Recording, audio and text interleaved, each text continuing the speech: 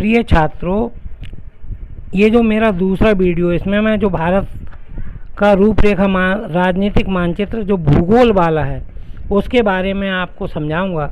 ये हमारा खंड खा में आता है और 5 अंक का ये मानचित्र है और 5 अंक का पिछला वाला मानचित्र था।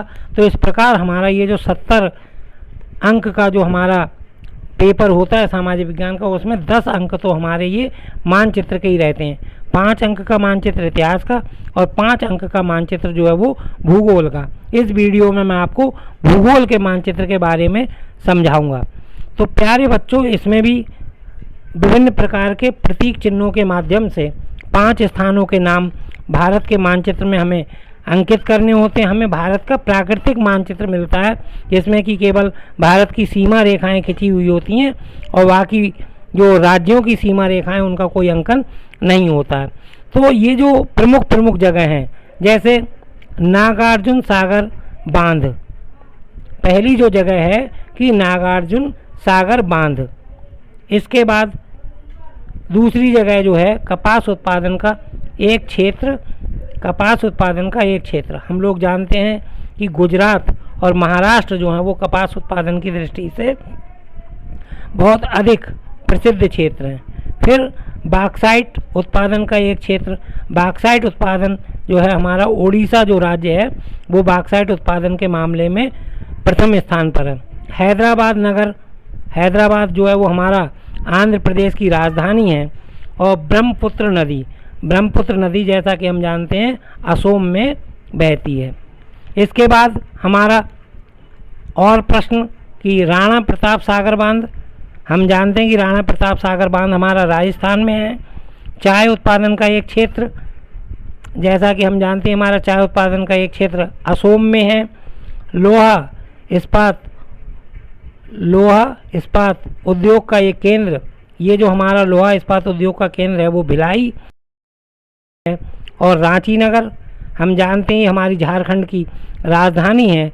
और नर्मदा नदी, ये नर्मदा नदी जो है हमारी मध्य प्रदेश और महाराष्ट्र में बहती है। इसके अलावा और हमारी ये जो जगह हैं, मतलब विभिन्न प्रकार की जगह जो है वो इस भूगोल वाले जो मानचित्र में वो पूछी जाती हैं। मैं आपको विभिन्न प्रकार की बांध का, नदियों का, उत्पादक क्षेत्रों का, खनिज उत्पादक क्षेत्रों का अभ्यास इसीलिए करा रहा हूँ कि जिससे आप अभ्यास करके इस हमारे सामाजिक विज्ञान के पेपर में अधिक से अधिक अंक ला सकें। जितना आप अधिक अभ्यास करेंगे, जितना वीडियो को देखकर समझेंगे, उतना आपकी समझ में आएगा।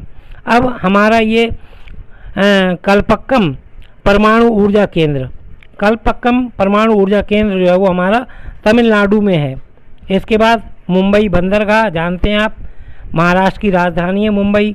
और पर्वतीय मिट्टी का एक क्षेत्र, पर्वतीय मिट्टी के एक क्षेत्र में हमारा जम्मू कश्मीर है, उत्तराखंड है, ये आ सकते हैं।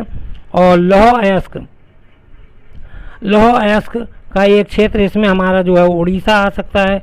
और सेंट्रल रेलवे का मुख्यालय, ये सेंट्रल रेलवे का मुख्यालय जो हमारा मुंबई में। इसके बाद और कुछ जगहों का अभ्यास, जैसे उत्तर प्रदेश की राजधानी, उत्तर प्रदेश की राजधानी बच्चों आप जानते ही होंगे कि उत्तर प्रदेश की राजधानी हमारी लखनऊ है। किसी एक परमाणु ऊर्जा केंद्र का नाम, जैसे कि अभी हमने आपको बताया था कि परमाणु ऊर्जा केंद्र का नाम कल्पक्कम।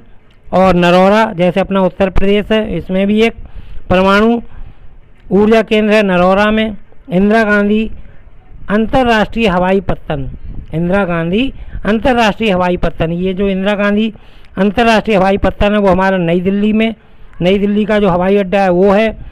और एक स्थान और गुजरात की राजधानी गांधीनगर है। और गेहूं उत्पादन का प्रमुख क्षेत्र, गेहूं उत्पादन के प्रमुख क्षेत्र में हमारा पंजाब, हरियाणा और उत्तर प्रदेश विशेष रूप से, मतलब इसके लिए गेहूं उत्पादन के लिए प्रसिद्ध राज्य हैं। इसके बाद बोले भारत का कोई एक पत्तन, एक बंदरगाह जो पश्चिमी तट पर स्थित हो।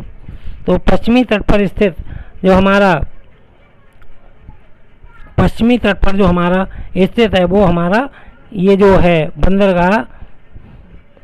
इसके बाद बोले भारत का कोई एक सॉफ्टवेयर टेक्नोलॉजी का कोई एक केंद्र बताइए। तो सॉफ्टवेयर टेक्नोलॉजी का केंद्र जो हमारा वो कर्नाटक में है ये। और इलाहाबाद मुंबई रेल मार्ग भी हमारा पूछा जाता है। तो ये जो इलाहाबाद मुंबई रेल मार्ग चिन्ह द्वारा दिखाइए, रेल की पटरियों के चिन्ह के माध्यम से कोई एक स्टेशन का नाम सहित। और इसके बाद बोले कोयला उत्पादन का कोई एक केंद्र धनबाद में। और डल झील आप जानते हैं कि जो हमारी जम्मू और कश्मीर में जो है वो डल झील हमारी है। तो इस प्रकार मैंने आपको ये जो भारत का जो दूसरा मानचित्र है भूगोल वाला, उसके बारे में विभिन्न स्थानों के बांध का, परमाणु ऊर्जा केंद्र का, बंदरगाह का, नदियों का, रेल मार्ग का और विभिन्न खनिज पदार्थों का और खाद्यान्नों के उत्पादन के करीब 20 से अधिक जगह आपको समझाई हैं। मानचित्र के माध्यम से आप इन्हें देखें, समझें और मानचित्र में भरने का अभ्यास करें बिना अभ्यास के। जब तक आप अभ्यास नहीं करेंगे तब तक कुछ नहीं होगा।